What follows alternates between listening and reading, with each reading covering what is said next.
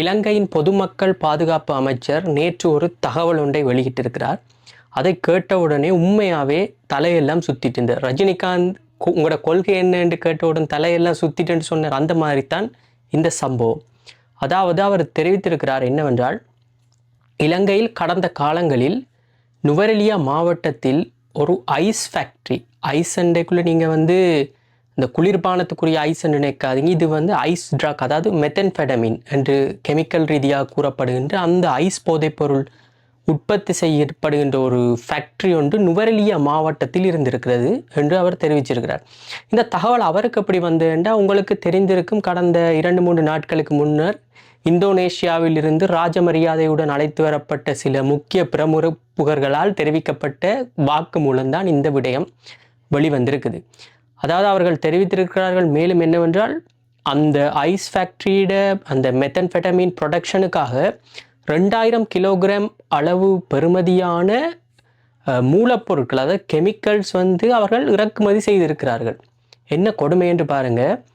இலங்கை இருக்கிற நிலைமைக்கு, இலங்கையிட foreign currency இருக்கிற பிரச்சனைக்கும் மக்கள் பெற பாட்டுக்கும் அந்த 2000 கிலோகிராம் கெமிக்கல்ஸை இம்போர்ட் பண்ணுறாங்கன்றா எவ்வளவு பெருந்தொகையான பணம் இதில் பரிமாறப்பட்டிருக்கும்.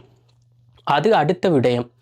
அடுத்ததாக மிக முக்கியமான விடயம், இந்த 2000 கிலோகிராம் மூலப்பொருட்களை பயன்படுத்தி எவ்வளவு பெறுமதியான, எவ்வளவு கொள்ளளவுள்ள மெத்தன்ஃபெடமினை உருவாக்கி இந்த சமூகத்தில் அவர்கள் வெளியிட்டிருப்பார்கள் என்பதை நினைக்கத்தான் உண்மையாகவே தலை சுற்றுது. ஏன்னு சொல்கிறேன்டா, இப்போ இந்த சொசைட்டிக்குள்ளே ட்ரக்ஸை இம்போர்ட் பண்ணி, இந்த சொசைட்டியில் ட்ரக்ஸ் வரும்போது என்ன நடக்குமெண்டா, என்ன சொல்கிறது, ட்ரக்ஸ் அதுக்கு அம்மா அப்பா தெரியாது, அக்கா தங்கச்சி தெரியாது, நண்பன் எதிரி தெரியாது, எதுவுமே தெரியாது. குரங்குலேருந்து வந்த மனுஷனை திரும்பி குரங்குக்கு கொண்டு விடுறதான் இந்த ட்ரக்ஸ் செய்ய போகிற வேலை. ஸோ இந்த மாதிரியான காரியங்களை செய்த யாரையும் உண்மையாகவே வெளியில் விடக்கூடாது. இந்த அரசாங்கத்தின் மீது மக்களுக்கு அவ்வளவு நம்பிக்கை இருக்கிறது. அரசாங்கம் நிச்சயமாக இவர்களை கண்டுபிடித்து, குறிப்பாக இந்த 2000 கிலோகிராம் அளவான பெறுமதியான பொருட்கள் இறக்குமதி செய்யப்படுகிற, இது சாதாரண ஒரு ஆள், நானோ நீங்களோ யாருமே சாதாரணமான ஒரு ஆள் செய்து விட முடியாது.